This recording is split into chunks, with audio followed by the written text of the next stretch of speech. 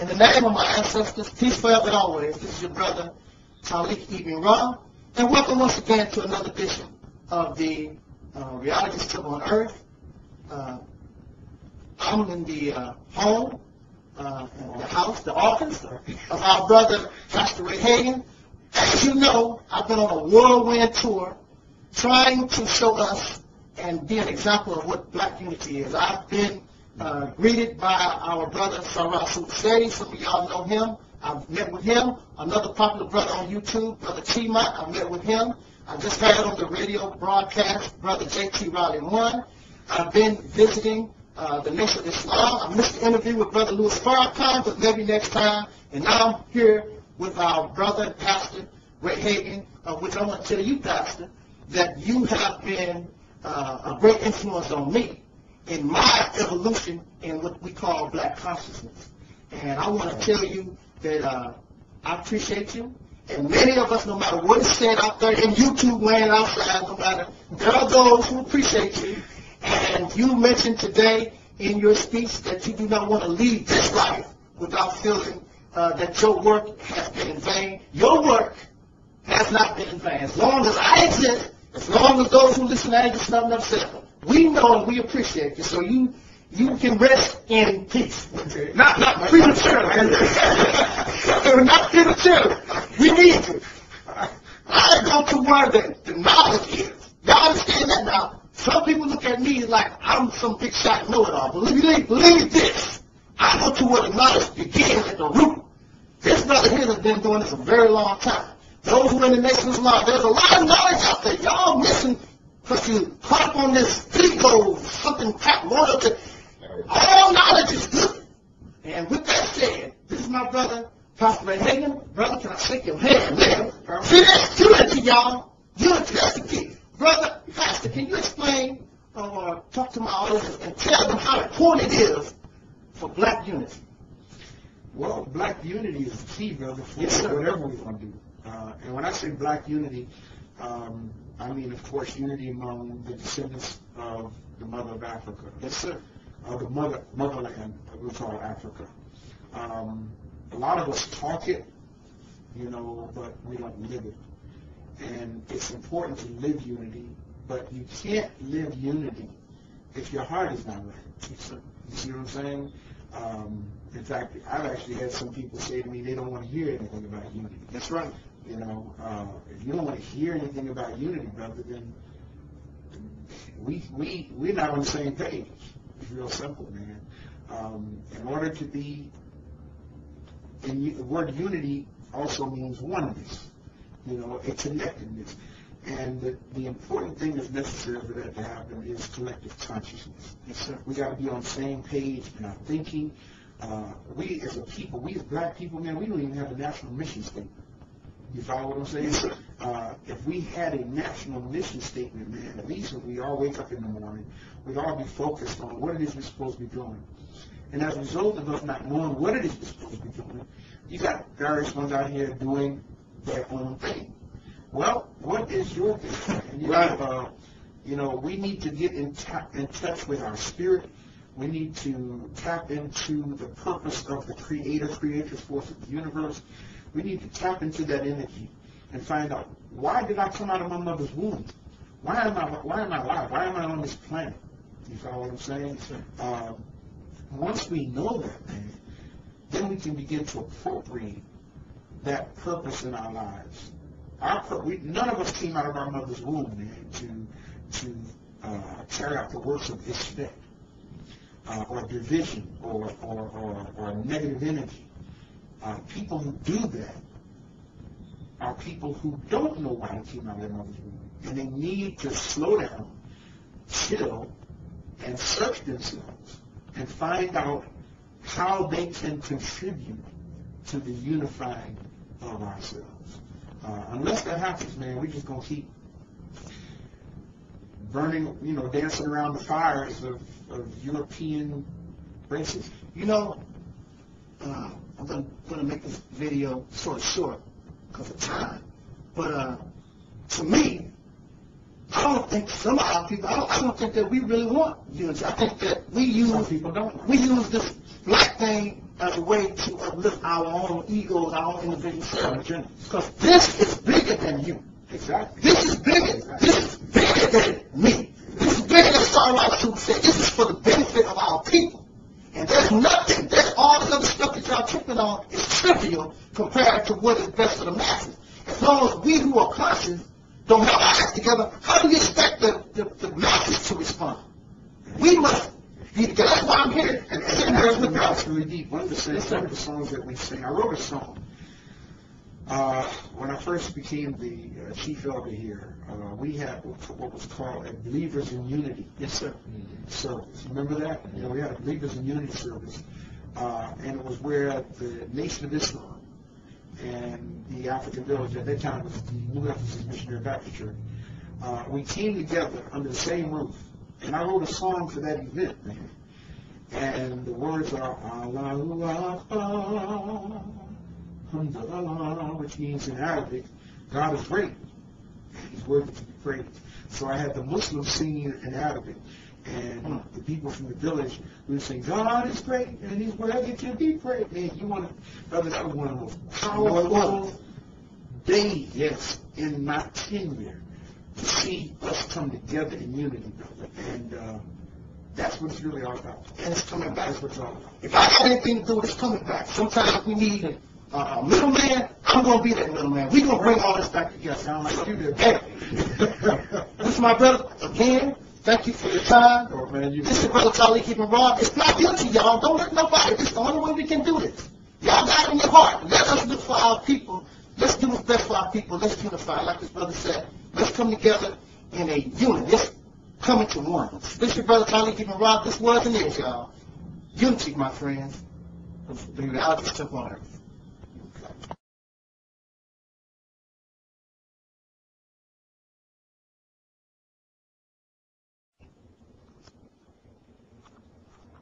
In the name of my ancestors, peace forever and always. Welcome to another edition of the Realitys Temple on earth. And I am your brother, your host, and hopefully your friend, Taalik Ibn'rad. This message is meant for the adult, grown folks, black men and women of Chicago. But actually, this message is for all of us. We who are supposed to be adult, grown men and women. In fact, you could really say that this message crosses racial lines. It is meant for anyone who is an adult, so they claim. In Chicago, there's a problem, very serious problem, with black-on-black crime. And the problem has elevated to the point whereas the leadership is calling for the coming of the National Guard in some attempt that bringing in the National Guard will decrease this rapid rise of black-on-black crime. And as a citizen of any nation or a citizen of any town or city, you should be able to look to your mayors or your governor for help when your safety and the safety of your family is at risk.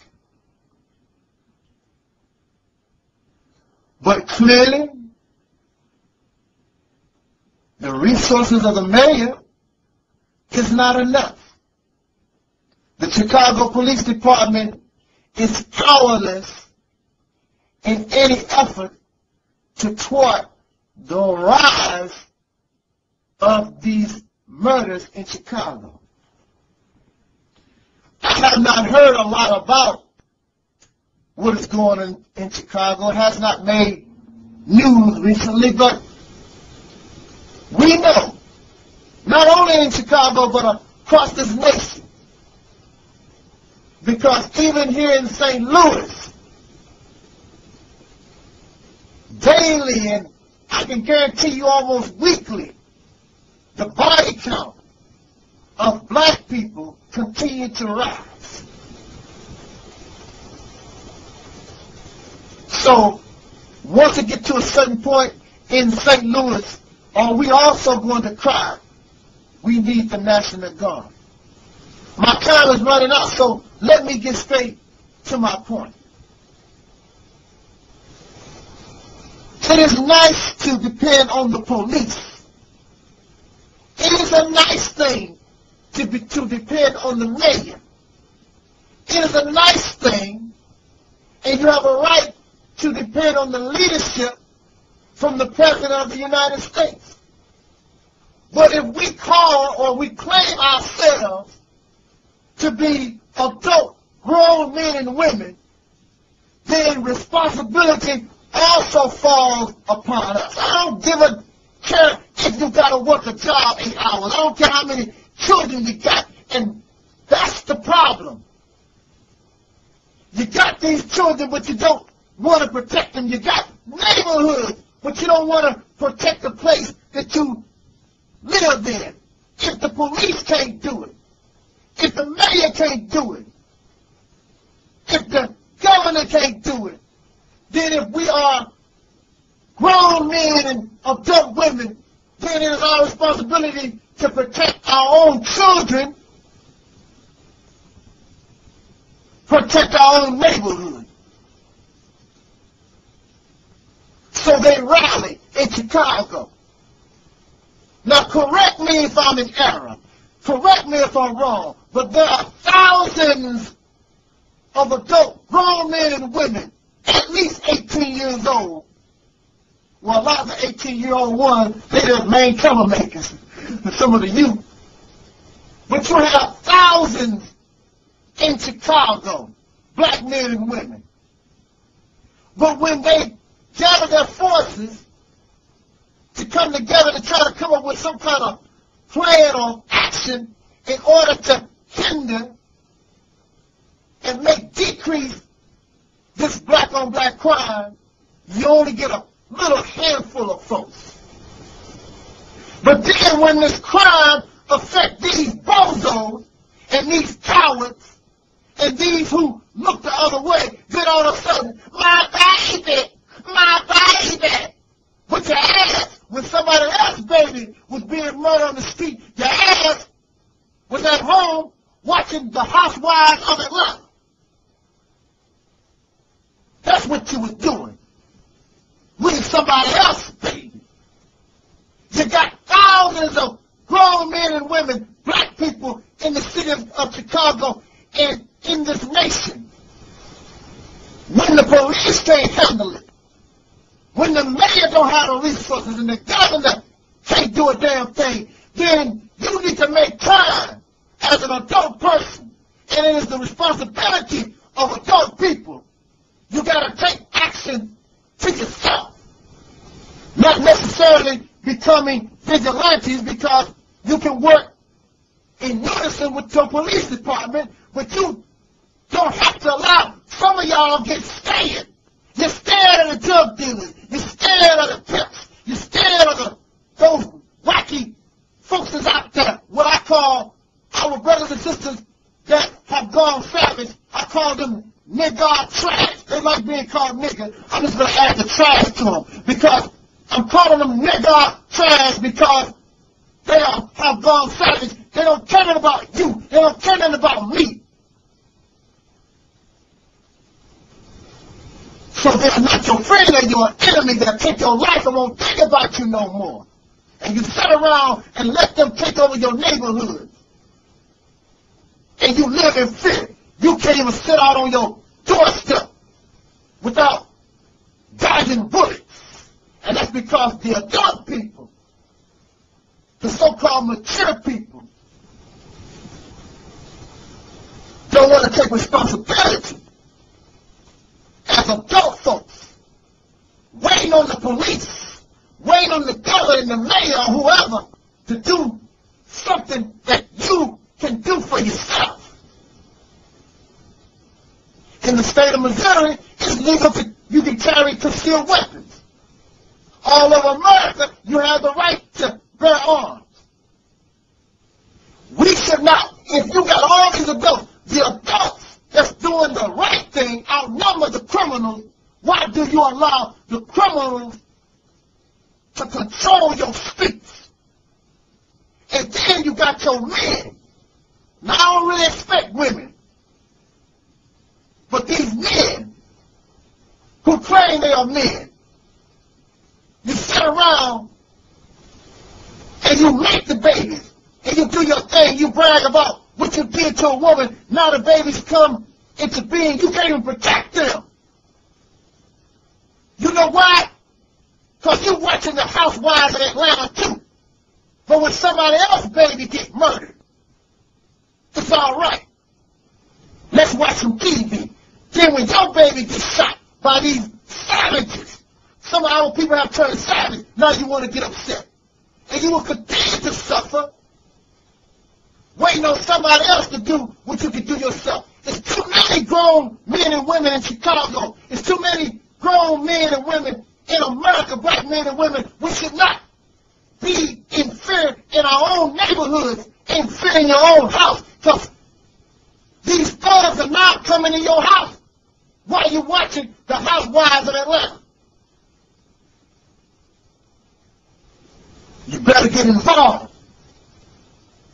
Stop sitting on your ass and watching TV in your neighborhood.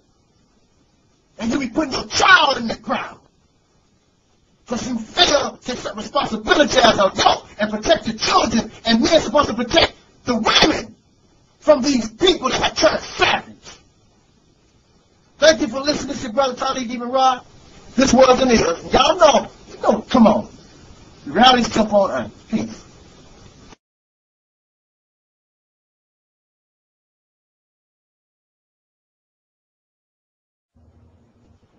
In the name of my ancestors, peace, forever and always. Welcome to another edition of the Realitys Temple on earth. And I am your host, your brother, and hopefully your friend, Taalik Ibn'rad. Just for this video, I am going to go outside of the norm and attempt, it's very difficult, but I am going to attempt to keep my voice sort of low. Because I don't want to scare nobody, and I don't want to seem threatening. Because y'all know how I do it. But I want to send a message to this sister who made a video about why. Is that a word, why? La? It's a French word, why? I don't know. I'm trying to, anyway. She made a video about me, this sister calling herself Aunt Ruckus. And I want to say to you, sister, that I don't take your comments, your video personal. Because you don't know me. and you are only upset with the message, but usually when we get bad news, you know, just like that guy that's serving the subpoena in court, he's just doing his job. He's just delivering the message. He's just the messenger, so I'm just the messenger. Because you don't know me. You ain't read the message. But my time is running out on these videos, so let me get straight to the point. I even took a couple of notes, so I make sure that I address everything that I want to very quickly.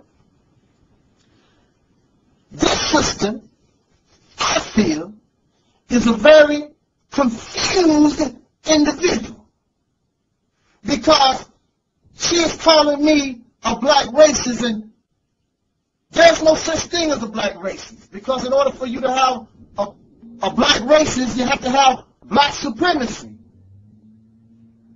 I don't know who recognizes black supremacy or racism. I have never heard the government talk about we have a problem with black racism or anything. It does not exist. Even in countries that's controlled by black people, you have never heard white people complain about white racism in black countries. It don't exist.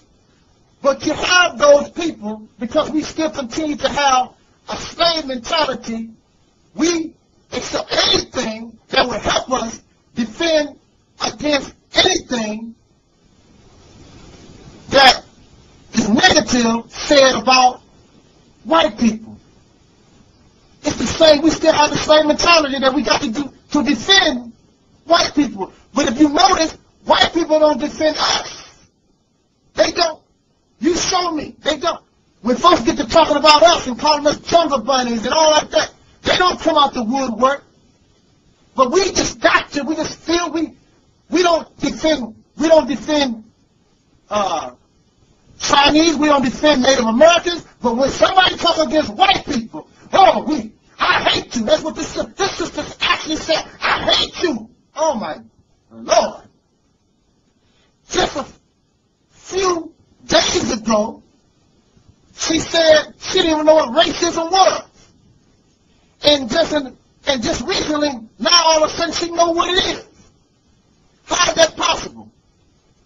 That you increase your knowledge so quickly.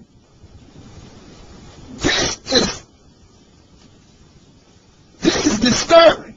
You can't know something, especially a subject like this. Didn't know nothing a few days ago. Now all of a sudden you're an expert? Something is wrong. You call me a racist because you say I don't like white people. And you don't like Malcolm X because he talk about white people. Your hero is Dr. Martin Luther King. But Dr. Martin Luther King is a racist. You know why? Because his enemy was white people. And Dr. King spoke against the Vietnam War. Who was he speaking to? To stop it. He was speaking to white people. So, in your definition, Dr. King, let me tone my voice down. I don't want to scare nobody. Dr. King was a racist. And then you have those, racism was outright then. But if racism still exists, then it's still here.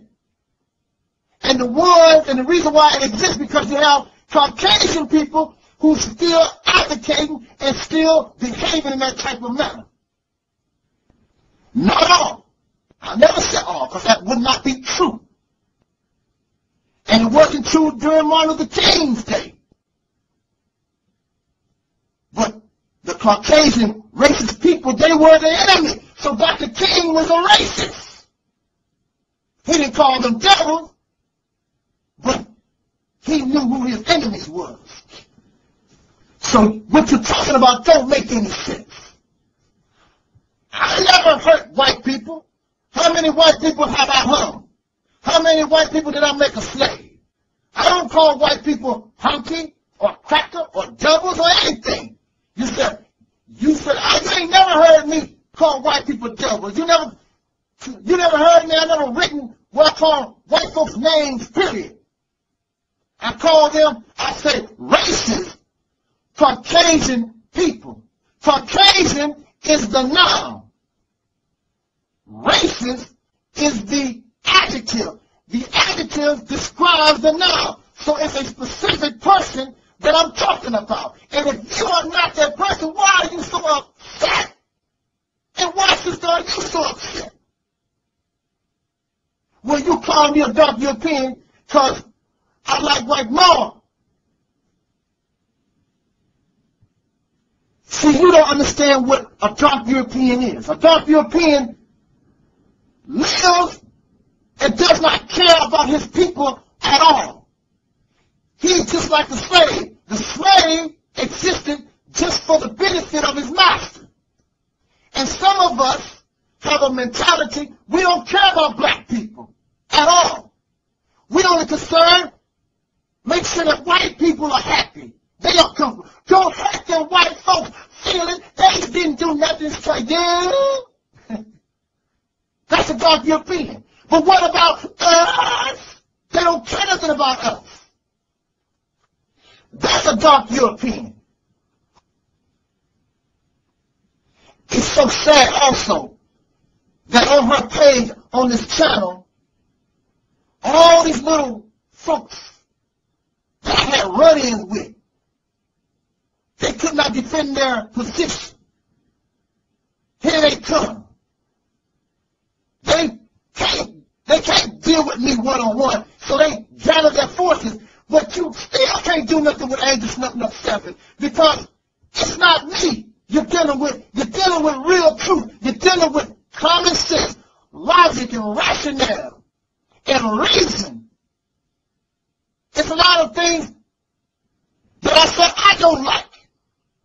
If you really be upset if you knew what I really wanted, but it's not about me. It's about telling the truth and bringing us real truth so all humanity, black people, Caucasians, Asians, everybody can benefit. So we can be better.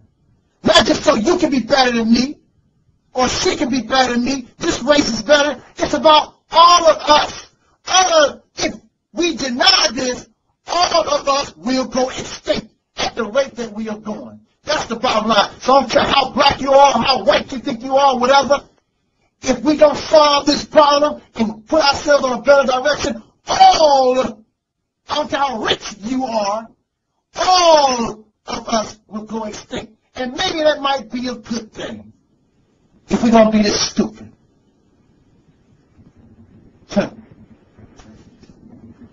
But silly. Then she says that she likes my personality, but I'm a racist. That don't make any sense either. I don't care what kind of personality a hater got. I don't like, that's just like a Jew saying, well, the Germans, they got a good personality. I still like them because they got a good personality. I hate them. That don't even make any sense. It don't. Sister, you confused. I would suggest to you to sit down and just think a little bit and stop being emotional like all of y'all are. And think for a change. Emotion hinders proper thinking. My time is out. Jot down your comments. This is Brother Taalik, Ibn'rad. This was and is the Realitys Temple on earth.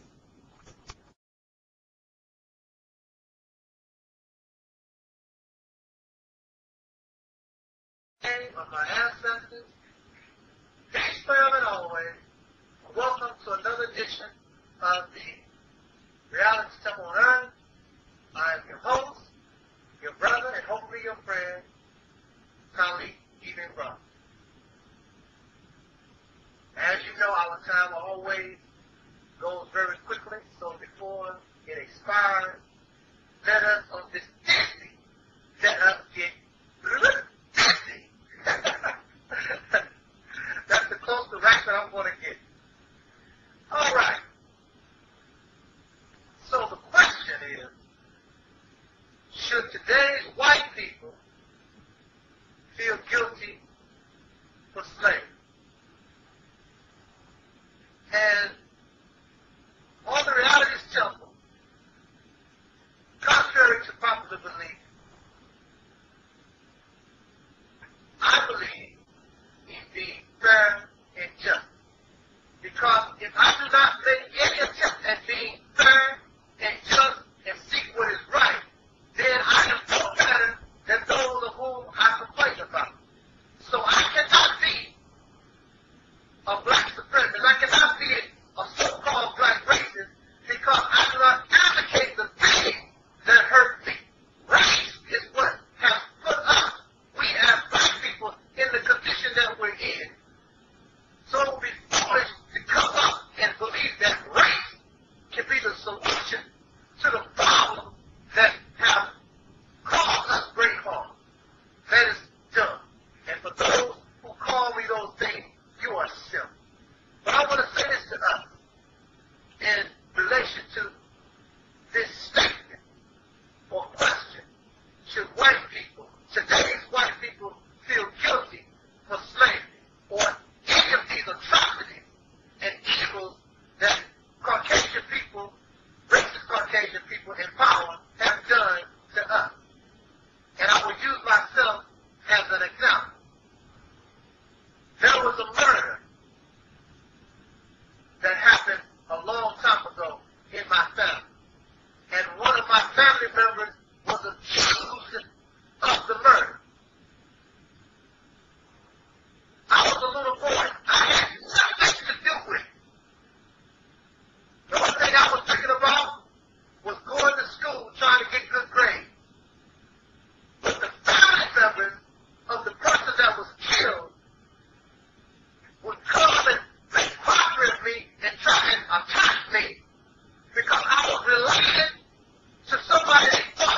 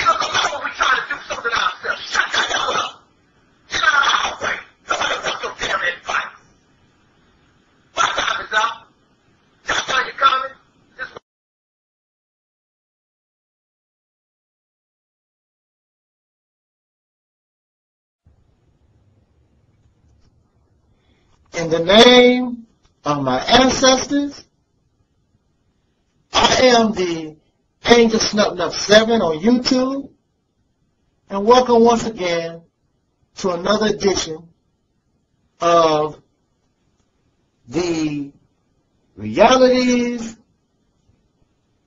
Temple on Earth. And of course, I am your host, your brother, and hopefully your friend, Taalik Ibn'rad. Thank you so much for allowing me another 10 minutes of your time, because I'm very sure there are other persons better qualified to take up such time. So for me, it is an honor, and I thank you very much. My viewers, my subscribers are some of the most intelligent people on this planet. So if you listen to Angelsnupnup7, then I know if I step to you, I got to step correct, because y'all ain't going for it.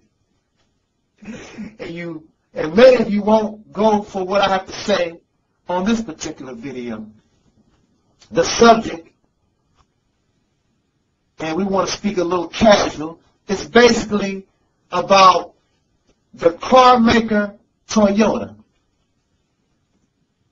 Prior to Toyota having all these problems with their automobiles, I myself was thinking about going out and purchasing a Toyota. Prior to Toyota and Hyundai, Honda, and all these other different Asian cars coming on the market,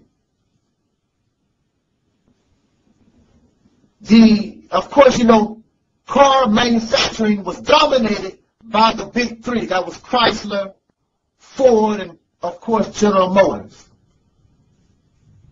And when you are on top like that, sometimes you get real arrogant. And that's what happened with the big three. And when you think that you're running everything and nobody can tell you nothing, then you lose touch with your customers, because where else are you going to buy an automobile? It's either from the big three or nobody.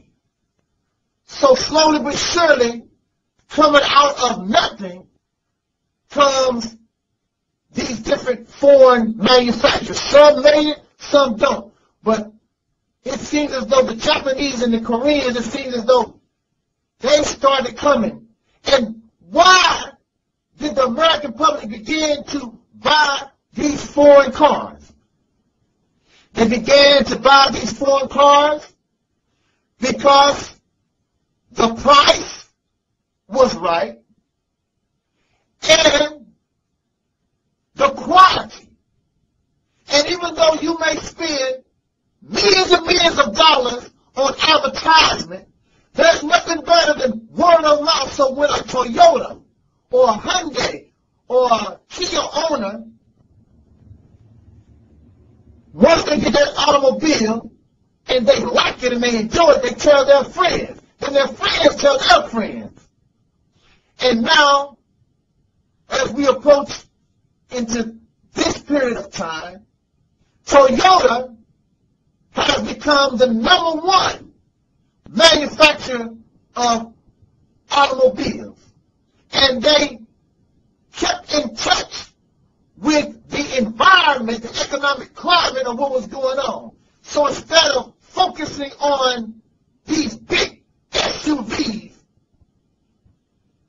they stayed little. Plus, in a lot of these other foreign countries, little is the norm. Small is the norm. Because they learned from the gas crisis of the 70s. America, because it is arrogant, did not. So as soon as that crisis overcame that crisis, they went right back to their greedy and selfish ways, and their cars and their trucks got bigger and bigger and bigger. So that's why we are in the situation that we are in today. Now they're talking about let's get green, let's get smaller, and all that old foolishness, and being arrogant because you think that you got it all. So it's no surprise to me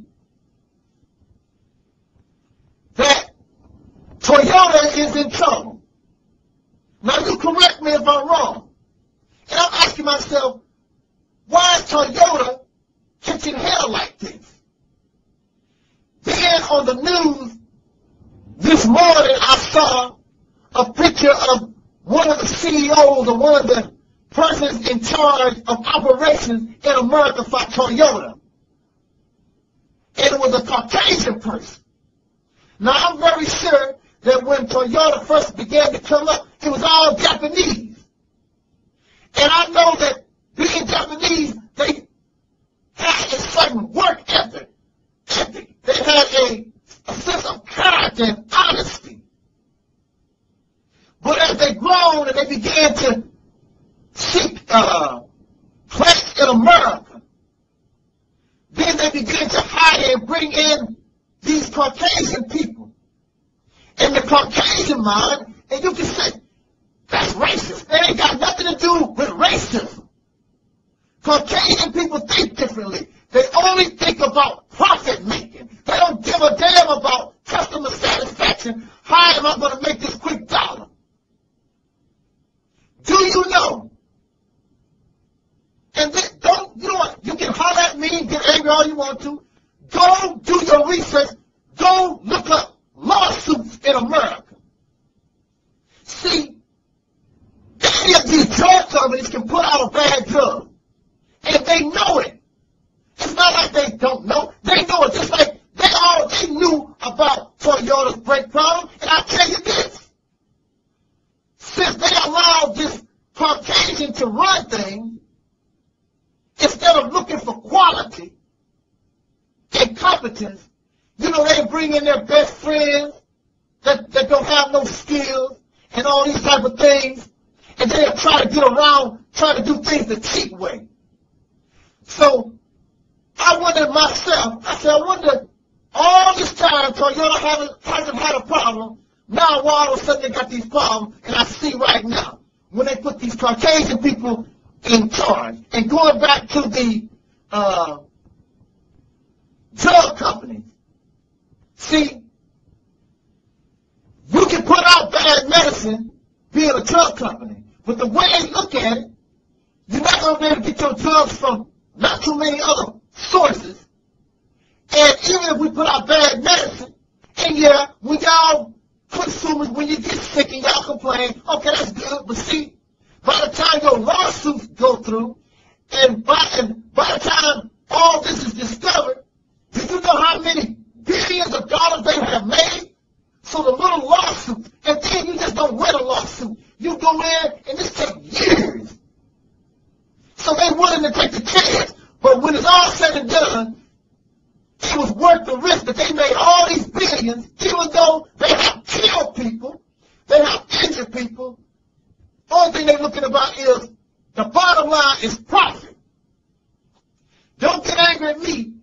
You got a lot of Caucasian people here with infomercials and books telling you the mindset of Caucasian people as far as business is concerned. So it's no shock to me that Toyota is in the trouble that it's in because it allowed these Caucasians to come in who only think about profit. They don't give a damn about your safety.